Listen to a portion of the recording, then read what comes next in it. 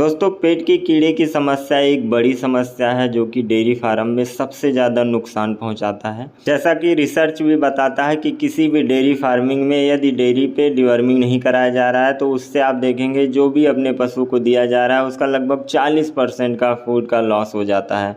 तो ऐसे में क्या उपाय अपनाया जाए, किस तरीके से डिवर्मिंग कराया जाए, क्या शेड्यूल रहेगा, उसी पे आज की इस वीडियो में चर्चा होने वाली है। तो नमस्कार दोस्तों, स्वागत है आप सभी का आपके अपने YouTube चैनल बोइन विजडम में। दोस्तों, अगर आप चैनल पे नए हैं तो प्लीज़ चैनल को सब्सक्राइब करके बेल आइकन को जरूर प्रेस कर दें। तो दोस्तों, आज हम बात करने वाले हैं कि डिवर्मिंग से लॉस क्या होता है। जैसा कि आप सभी जानते भी होंगे कि डिवर्मिंग नहीं कराने से पेट में अगर कीड़ी है, यदि आप उसको जो भी दाना चारा दे रहे हैं तो पहली बात तो उसका नुकसान होगा। जो भी न्यूट्रिएंट्स एब्जॉर्प्शन होना चाहिए वो पूरी तरीके से नहीं होगा, क्योंकि न्यूट्रिएंट्स को जो है वो आपके कीड़े खा ले रहे हैं।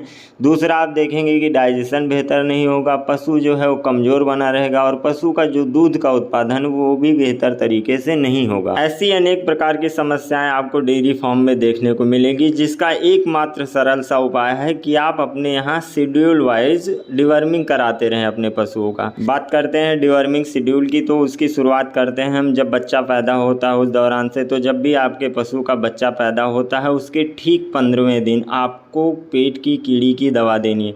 जी हाँ, पेट की कीड़ी की दवा जब भी आप अपने पशु को दे रहे हैं तो अपने नज़दीकी पशु चिकित्सक की सलाह ज़रूर लें, क्योंकि ये एक मेडिसिन है और मेडिसिन को हमेशा बॉडी वेट के हिसाब से दिया जाता है। हम जो आपको डोजिंग बताएंगे ज़रूरी नहीं है कि वो आपके पशु के बॉडी वेट के हिसाब से फिट बैठे, तो इसलिए अपने नज़दीकी पशु चिकित्सक की सलाह ज़रूर लें। अब बात करते हैं कि 15वें दिन डिवर्मिंग क्यों कराना ज़रूरी है। क्योंकि बच्चा है जो कि अपने माँ के दूध पे ही निर्भर है, और कई बार आप देखते हैं कि बछड़ा या बछिया दूध के साथ साथ मिट्टी भी चाटते हैं। तो ऐसे में क्या होता है कि उनके पेट में कीड़े केचुए के जन्म लेने की संभावनाएं ज़्यादा बनती हैं। तो इसलिए उनको 15वें दिन डिवर्मिंग कराना बहुत ज़रूरी है। क्योंकि अगर बच्चे को शुरुआती दौर में अगर उनको पूरी तरीके से न्यूट्रिएंट्स की जो रिक्वायरमेंट है वो फुलफ़िल नहीं होगी, शुरुआती दौर में उनकी ग्रोथ अगर रुक जाएगी, तो आप देखेंगे कि लास्ट तक जाते जाते अगर आपकी बछिया है तो उसके जो जननांग हैं वो पूरी तरीके से विकसित नहीं होंगे, जिसके कारण उनमें बांझपन की समस्या की संभावनाएं भी बन जाती हैं। तो अगर आप मान लीजिए एग्जाम्पल के तौर पे एल्बोमार को लेते हैं, अगर आप एल्बोमार ही देते हैं तो 15वें दिन आपको 15 ml एल्बोमार देना है, और इसके ठीक 15 दिन बाद फिर यानी 30वें दिन आपको फिर से 15 ml एल्बोमार देना है। इसके बाद 6 महीने तक प्रत्येक मंथ 30 ml एल्बोमार आपको अपने पशु को देना है। एल्बोमार की जगह आप कोई सी भी दवा ले सकते हैं, मैंने एल्बोमार को एग्जाम्पल के तौर पे लिया है। तो वहाँ पे आपको 30 ml देना है। डोज भी आपका वैरी करेगा, वो आपके पशु चिकित्सक बताएंगे कि कितना डोज देना है। मैं एक स्टैंडर्ड लेके चल रहा हूँ अभी। तो आपको वहाँ पे 6 महीने तक प्रत्येक मंथ देना है। इसके बाद आपको फिर 3 महीने के अंतराल पे एक बार डिवर्मिंग करानी है। ये था आपका बच्चा, जब बच्चा पैदा होता है उसके बाद मान लीजिए आप साल भर तक, 2 साल तक, जब तक वो गर्भावस्था धारण करने की अवस्था में नहीं आ जाती तब तक उसका ये आपका शेड्यूल रहेगा। ये आपका डोज जो है ये भी घटता बढ़ता रहेगा, क्योंकि कई गायें होती हैं काफ़ी बड़ी होती हैं, कई छोटी होती हैं, तो उनके बॉडी वेट के हिसाब से कोई 60 ml, कहीं 90 ml, तो कहीं 120 ml की भी आवश्यकता लगेगी आपको। अगर वो 400 kg के आसपास तक है तो वहाँ पे 120 ml की भी आवश्यकता रहेगी।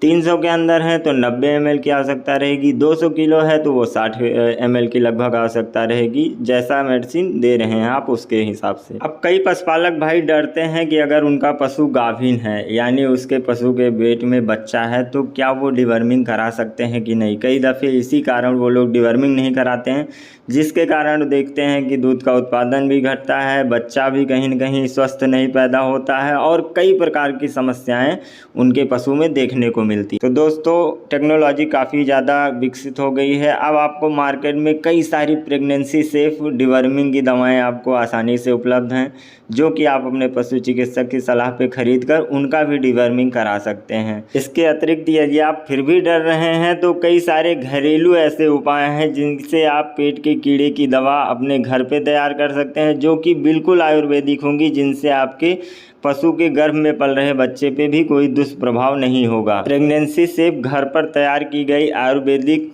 पेट के कीड़े की दवा के ऊपर जल्द ही मैं वीडियो लाने वाला हूं। तो प्लीज़ अगर आप चैनल को अभी तक सब्सक्राइब नहीं किए हैं तो चैनल को सब्सक्राइब करके बेल आइकन ज़रूर प्रेस कर दें, ताकि जब मेरी वो वीडियो बढ़े तो सबसे पहले नोटिफिकेशन आप तक पहुँचे। तो दोस्तों मुझे विश्वास है कि ये डिवर्मिंग शेड्यूल आपको ज़रूर पसंद आएगा और प्लीज़ आप अपने पशुओं का डिवर्मिंग ज़रूर कराएं। वीडियो अगर आपको पसंद आई हो तो वीडियो को लाइक ज़रूर करें, अपने अन्य पशुपालक भाई के साथ ज़रूर साझा करें ताकि वो भी समय पर अपने पशुओं की डिवर्मिंग कराएं।